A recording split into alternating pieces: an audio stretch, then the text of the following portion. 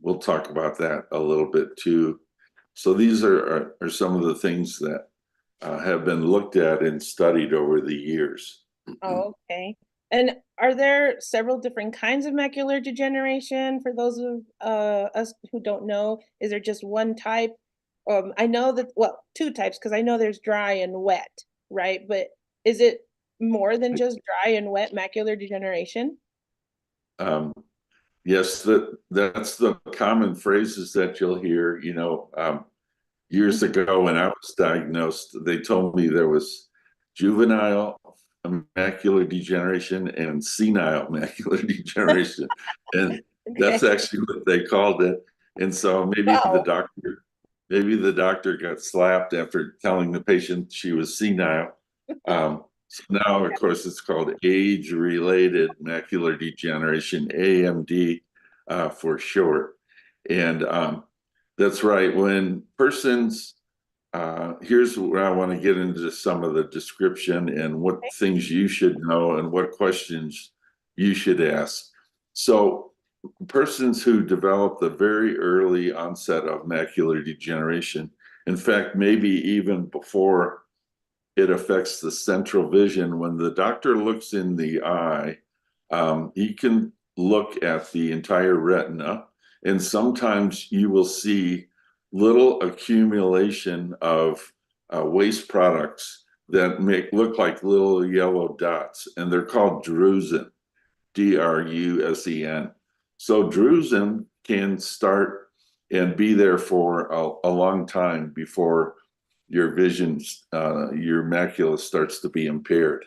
So, for instance, when the doctor's got looking in your eye, you could say, "Hey, doc, is there any drusen back there?"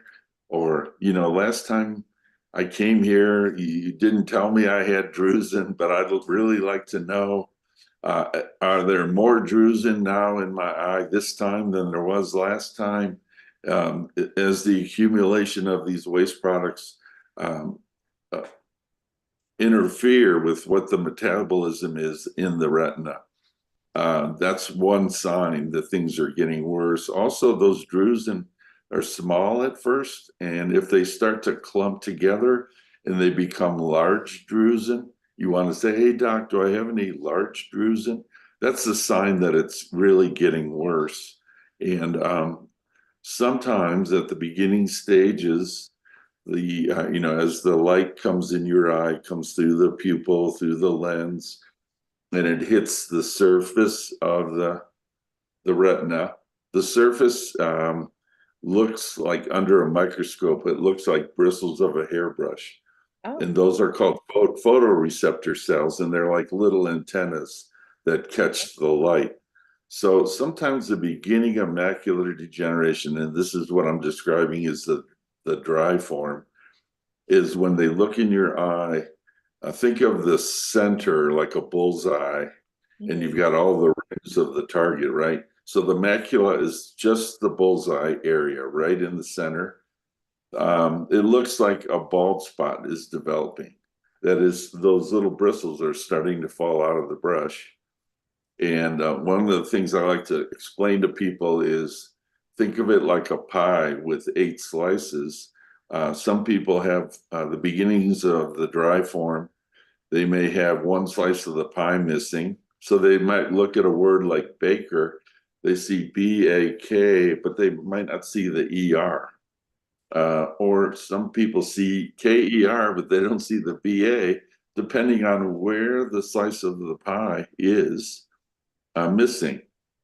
So if you only have one slice of the pie, you can probably do pretty well. You could probably still drive, maybe read large print books with reading glasses and so forth.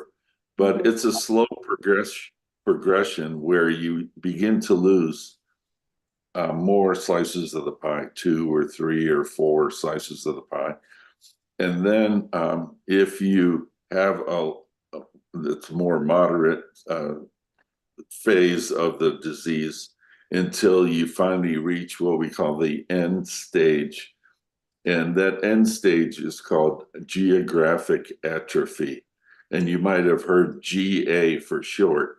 And basically what that means is all 8 slices of the pie are now missing.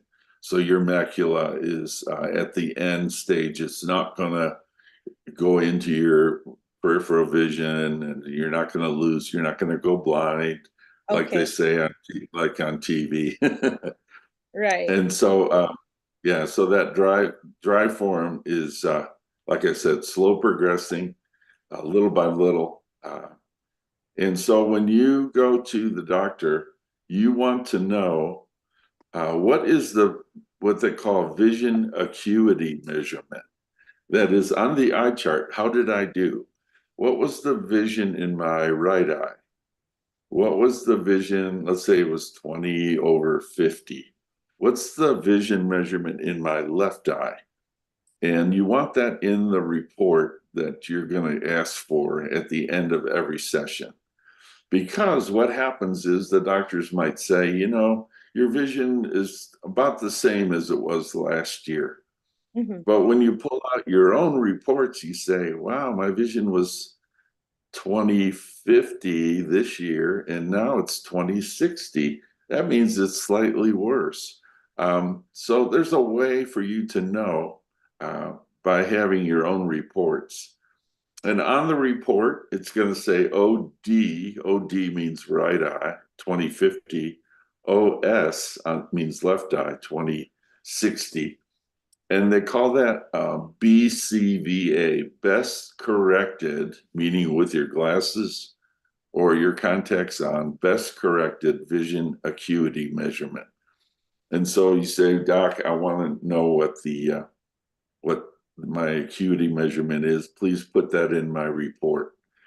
So here's a summary of some of the things that you want on your report. You want to say, what was the appearance of the retina? Was there drusen and so forth? What was the appearance of the macula?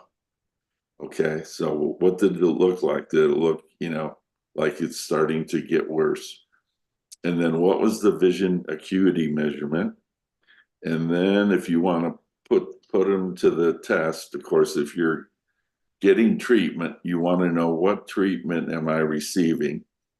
And I'll talk about the wet form in a minute because there's injections, different drugs, and most people are getting injections. They don't know what they're being injected with, and there's some new drugs that are out there now that you want to ask your doctor about and whether you're a candidate for these new injections. And then finally, at the very end, you say, I want to know the prognosis. How bad is it going to get? What does it look like? And the Right. doctors, sometimes they're reluctant, or you might be reluctant to want to know. Yeah. Um, but they can sort of tell scientifically, they've seen enough patients where they can tell you what they think is going to happen the next year or 2 years or 5 years. And so all of that information should be in your letter and ask for, I know that people nowadays have all that information in their medical portal, and you have to go in but I just say no, please print that Right. out for me, right? I know I'm one Because of those people. I don't like the medical portal thing. I like to either have it in my hand or speak to a human, right? And I know a lot of yeah, us who are partially sighted feel that way because the portal can be confusing sometimes. So right, that's great. right, It's great. Like you're saying, ask for a printout. exactly. And if you really want to shock them, ask for it in large print, and of course they they Imagine would they asking for would it in Braille. and they wouldn't know what to do if you asked them for that. But um, so the progression of macular degeneration, about 20 to 30% of people who have this, progression of the dry form, that's the surface of the retina. We're now going to talk about the wet form, which is actually sort of behind the retina. And this, like when you cut your finger and your body brings the blood vessels to the surface to form a scar so you don't bleed to death. We Mm-hmm. think it's a similar thing that there are, it's called vascular endothelial factor. Anyway, it causes the eye to maybe try to heal itself. And what happens, I call it like the weeds growing underneath the sidewalk, is these new vessels, the doctors call it neovascularization, which just basically means new vessels, start to grow behind the retina. These new vessels are weak. The walls of the vessels can leak fluid and they leak blood sometimes. And so you've got a couple problems there. You got vessels growing and you've got some moisture and your retina sitting in moisture, which is not good. Your retina is very thin. It'd be like having Kleenex on the table, but there's a little wet spot. And you know, the Kleenex doesn't like sitting in a wet spot. Right. And so new injections, I call them like the weed, I call it the weed killer, because basically what they're doing is they're squirting that underneath the retina. And guess what happens? All those vessels shrink and go away. And it's actually dries up anything that's moist back there. And that's a good thing because if they catch it early, then um, you've saved any severe problems from happening. Um, but guess what? Just like the weeds, they grow back again, and Ah, then you have to go back for another injection. All right, and then the weeds go away, and then they grow back again, and so that's why people have to go. And the doctors can tell, how often you need treatment for the wet form. So that should be in your report too. What are they injecting and how often? What treatments are recommended? And if you're not 100% satisfied with how things are going for you, you can always, it's your eyes, so you can always get a second opinion or a right. third opinion.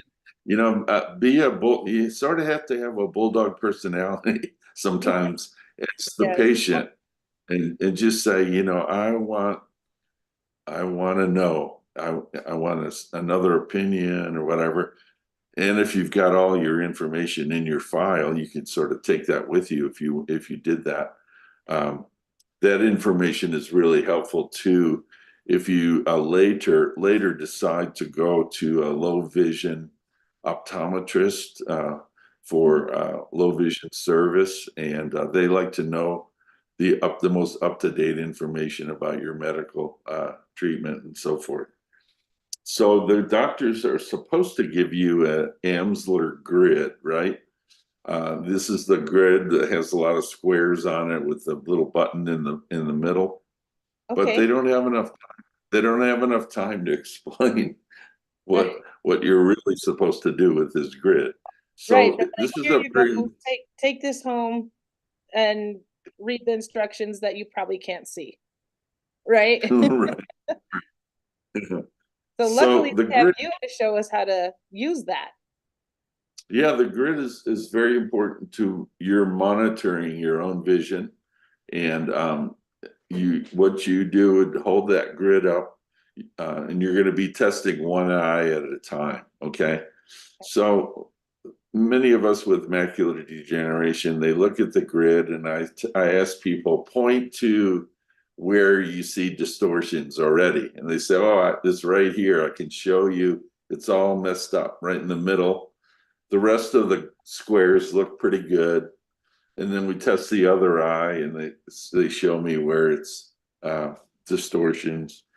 People at the early stages might not have almost no distortion, but what happens over time is, remember I said the vessels start and they grow from the side or from the top Right. or from the bottom of the retina, and they're growing towards the center.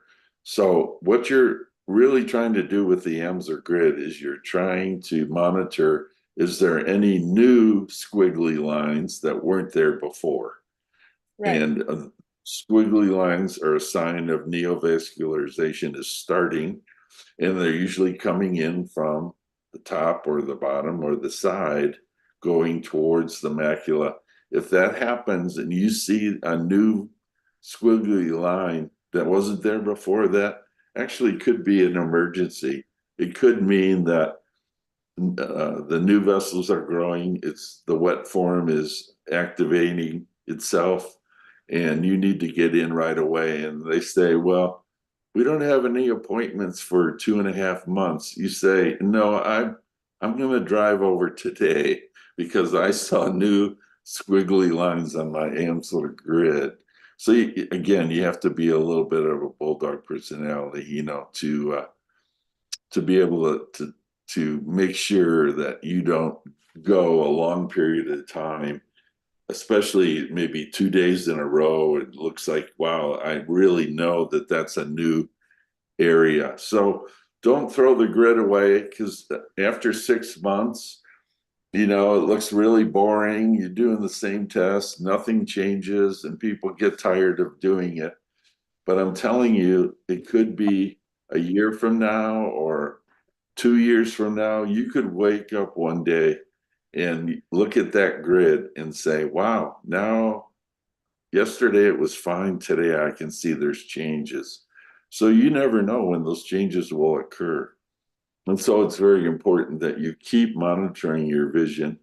And while you're doing that, you could also ask the doctor. You could have, bringing yours, or have the one and have him explain it. But I think I explained it pretty well. And Yeah. The only question I have, Tom, is when you're using the Amsler grid on your own at home, so you stick it on your fridge or put it on your wall in your office or wherever, maybe your bathroom mirror, how far should you have that grid set up? Is there a specific, like 5 feet, well, 10 specific distance? yeah, it would be more like a normal reading distance, or you could use it with your reading glasses if you'd like. So 12 to 16 inches is probably for those of us with more severe macular, you might want to get a little bit closer, just to make sure. Yeah, and then don't forget, do one eye at a time. Yep, One eye at a time. Okay. And probably what's really important to remember is to make sure you do it at the same distance each time, right? that's correct. Yeah. But you'll be able to tell where you're. Some people even draw a little circle around their distortion today, like Hmm. here's what it looks like, and maybe they draw a circle around it, and then you know that anything else looks pretty straight. The lines look straight. Then if you see new squiggly lines, now you could actually do that. Also, let's say the blinds on the window, it could actually test it out. Some people say, I'm driving down the road and all of a sudden the telephone pole looks like doesn't look straight anymore. That's almost like the same sign that something's changing, and there might be fluid or there might be new vessels growing underneath the retina. And so that's amenable to treatment now. And so there are injections that have been used now for quite some time. Hmm. And many people get those once a month. So that becomes a trial to have to go to the doctor, have to get injections once a month. Hmm. So there are new injections. You might have seen on television. One is called Vabysmo. I think it's Vabysmo, Vabysmo. The idea of this new drug is that it's like a stronger weed killer. You don't have to go maybe every month, maybe you only have to go every 2 or 3 months. And so that would be a breakthrough. And it's a new treatment. Ask your doctor if you're a candidate, and whether or not that would be important to you. The other thing you're going to hear on television a lot, as I mentioned before, is when they talk about GA. So GA, as we talked about earlier, is the end stage of the dry form. There was never been a treatment for the dry form. So there's millions and millions of people here in the US who have been living with the dry form. And the new drug or injection is for those with GA, those who are at the end stage. Now, that's not going to improve your vision. Um, some people are a little bit misled. Also, you want to read some of the side effects of this new injection, because some people, they're required, if something happens and you're in a clinical trial, you have a stroke, or you all of a sudden have the wet form when you didn't have it before. Some of these things happen when you get an injection. And so you want to know the risk factors, and you want to ask your doctor the risk factors. But basically, this new drug is known as Izervay is one, or Syfore. These, but just basically ask your doctor about, do I have GA and am I a candidate for this new drug? And it's so new now that some doctors are waiting a little bit to see how it's because it's just been approved by the FDA. But I think what it's doing is, remember I was saying it looks like a bald spot. Mhm. So the retina is sort of like a carpet that's worn, and underneath the carpet is the padding, right? Right. And the padding is a layer of tissue under the macula called the retinal pigment epithelial. In fact, it's called RPE for short. So I think I'm not sure, but I think this new drug is to support the underlying layer so that the macular hole or the blind spot doesn't get larger over time. And so that's an interesting way that I feel like I can say that that's what the purpose of that is. It's not to give you better vision, but it's to keep it from getting worse over time. Okay. So sometimes I come across clients who, have lost quite a bit of sight. Is that typically because there may be an underlying condition other than macular degeneration usually? Because Yeah, I believe they seem to think that it's because of the macular degeneration. that their severity of vision loss is greater, or is that Yes, what you mean? and it's greater. So, of course, other eye conditions, right? People say, well, I'm tired of going to the doctor because they can't do anything else for me. And so they stop going. Well, you want to be able to at least go once a year or so, because you could have developed glaucoma, which would steal you of some of your side vision. That would be horrible. There are other things. They're called the retinal vein occlusion. Basically, the arteries or the veins can sometimes be occluded, and that could cause a severe loss of vision all at one time. And being able to see your doctor and just keep up with that as much as they recommend.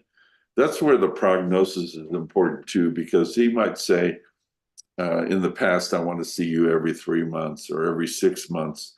But if they think that you're kind of through with any activity, and they say, now you don't need to see me for a year, okay, then that could be a sign that things are settling down. And then if you want to go forward with, let's say you haven't had your prescription glasses changed for a while, this is where low vision services come in, where somebody trained, especially in low vision, does what's called a low vision refraction for your test. Instead of going, you know how they used to go in the old days for 10 minutes, which is better, one or two, three or four, one or two, and they Yes. kind of rush you through. Well, low vision refraction is take their time. Sometimes it over an hour of service where you're going to get the very best prescription possible.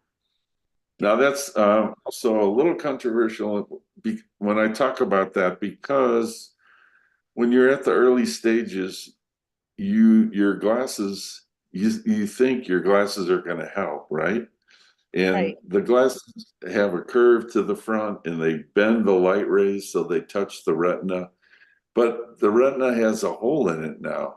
So that's why normal glasses, or the doctor might say, your retina, well, normal glasses won't help. And they're sort of correct when they say that, but they're sort of not correct. And here's where I think could be happen is the eye changes over time. So you go to a low vision refraction and they say, well, your prescription has changed a little bit. And because it's very painstaking. They have to take their time to go through to get the right measurement. And okay, who wants 10% better vision? Okay.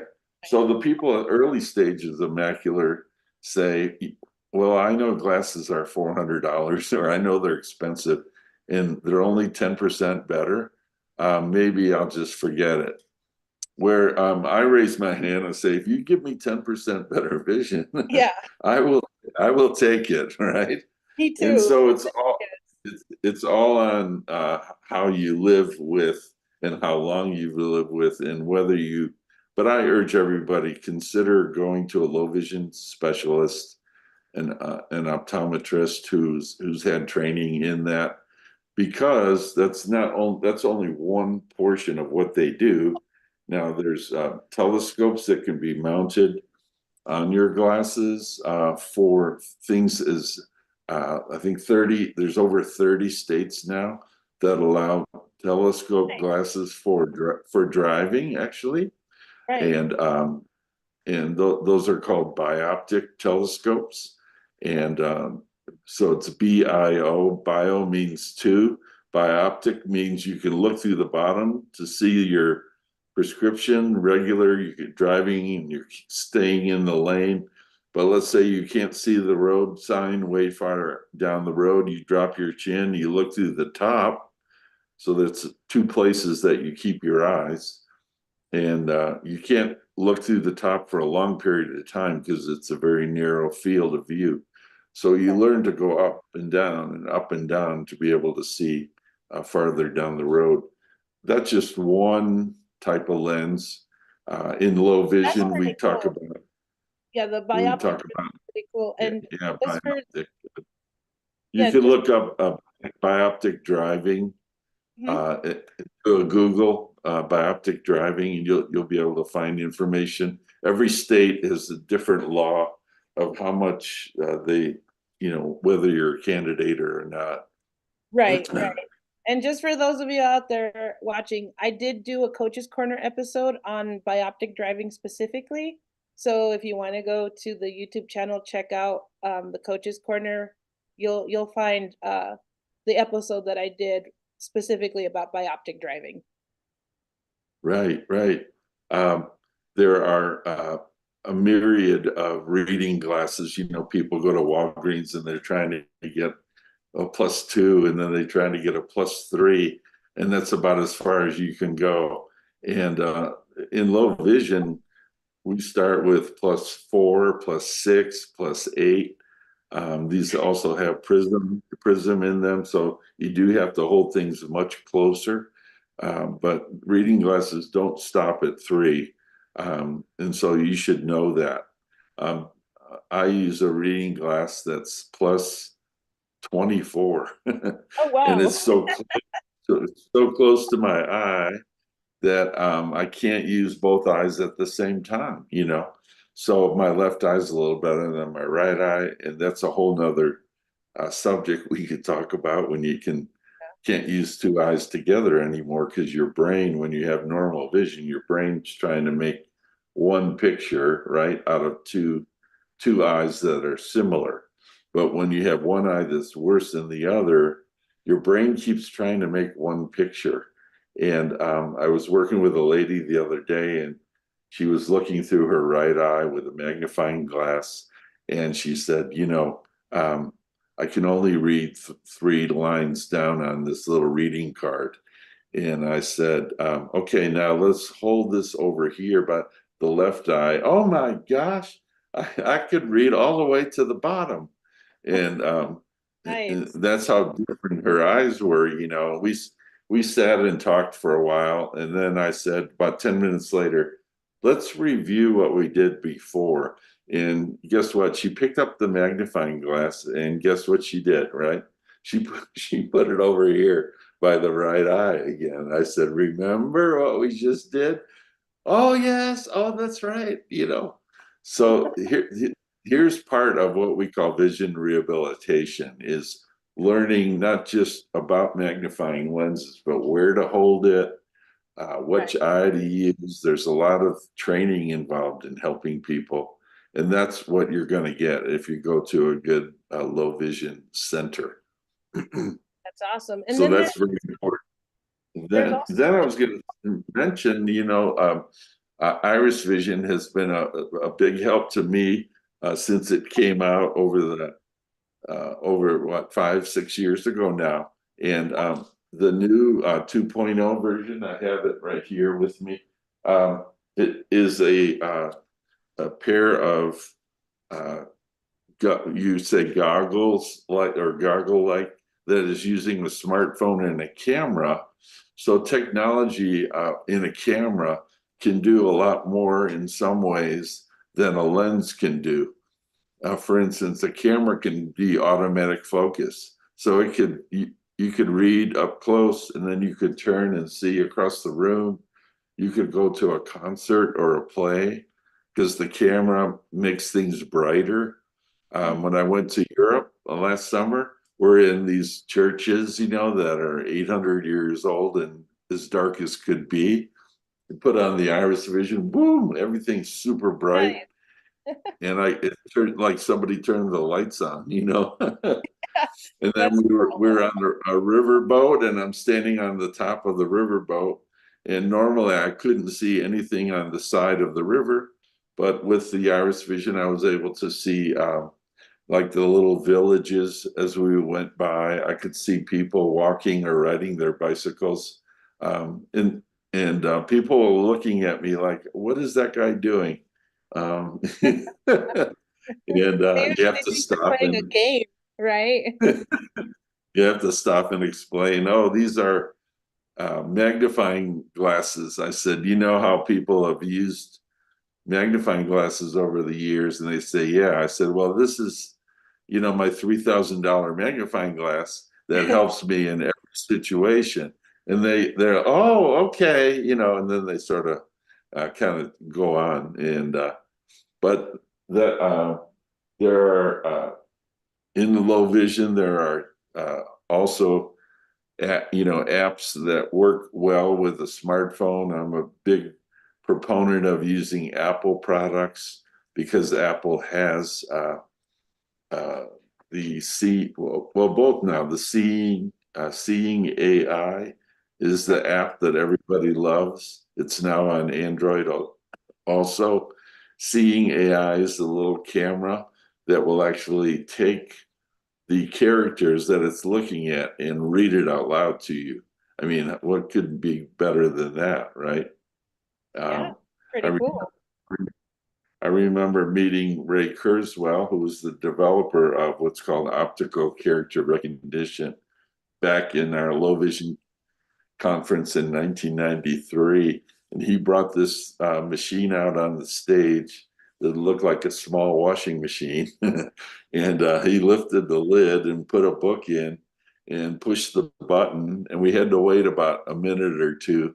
And then it started reading out loud, and we all, oh my God. And I know he sold those machines to the library. I think it was $35,000, that machine. But Wow. he promised that in 25 years he would have a machine that you could put in your pocket that would read out loud, and it would be less than $1,000. And of course, we have that today with as long as you have a smartphone, you can use Seeing AI, and it's free. And just, this my whole career. I've seen this happen with so much technology, whether it's the computer, your iPad, and now reads out loud.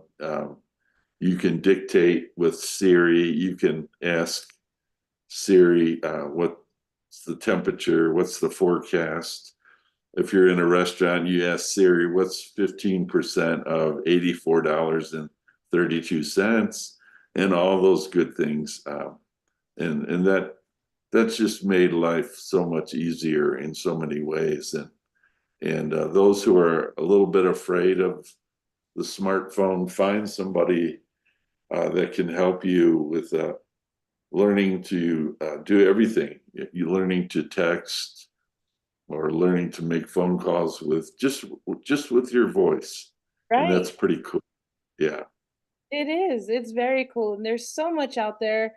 Again, like you mentioned earlier, Tom, we could totally have another one of these webinars and dive a little deeper into some of these other things that people can do just to help with their daily living, right? Just things that they could do around their home. We can dive a little deeper into the nutrition, right? And maybe some of these other devices that are out there during another webinar, but this has been really amazing. And there are so many advancements in technology, so many advancements in medicine.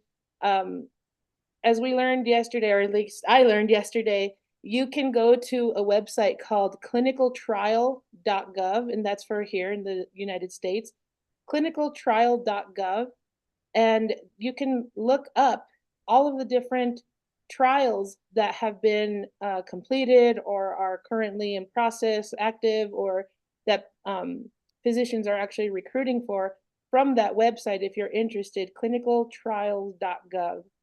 And GOV, right.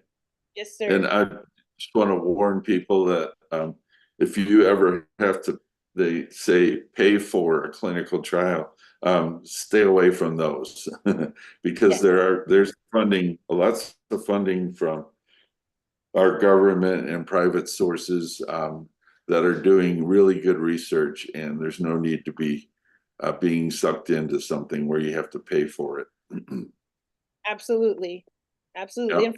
And for those of you who want to learn a little bit more about IrisVision, and if you're a good fit for our device, you can always reach out to our awesome sales team via email or phone call. You could email sales@irisvision.com. That's SALES at irisvision.com. Or you can call in. The phone number is 855-207-6665. You could reach out via social media. Lots of different ways you can contact us to get more information about IrisVision and to find out if you're a good fit. If you're a current user of IrisVision, you can still reach out. You can call into customer support, or you can email support@irisvision.com if you have any questions. If you need a refresher on your coaching or anything like that, you could reach out and we can definitely get you set up as well. Answer any questions you have. We have an awesome sales team and an awesome support team that is always here to help you out with anything you need. So again, Tom, thank you so very much for joining me on this really awesome, informative episode of the Coach's Corner. Again, I feel like there's a part 2 coming in the future for this particular topic. So we'll look forward to chatting with you again. Look forward to it, Myrna, and I always enjoy doing this together and helping people understand and be a good advocate for yourself, be a good communicator. And if you're not getting what you need, please keep seeking it out. They're your eyeballs, as I always say. And it's important that you get the help that you need. Absolutely. And I heard a really awesome quote, and this is going to be helpful for people who are maybe experiencing sight loss right now and don't know what to do. It was actually from that summit that we attended yesterday, Tom, and it was, blindness is not a curse, it's just a new beginning. So keep that in mind as you're going through your journey of sight loss, and stay tuned for more informational webinars from our end. And again, thank you so much, Tom, and we'll see you guys next time. All right. Take care now. Okay. Bye-bye.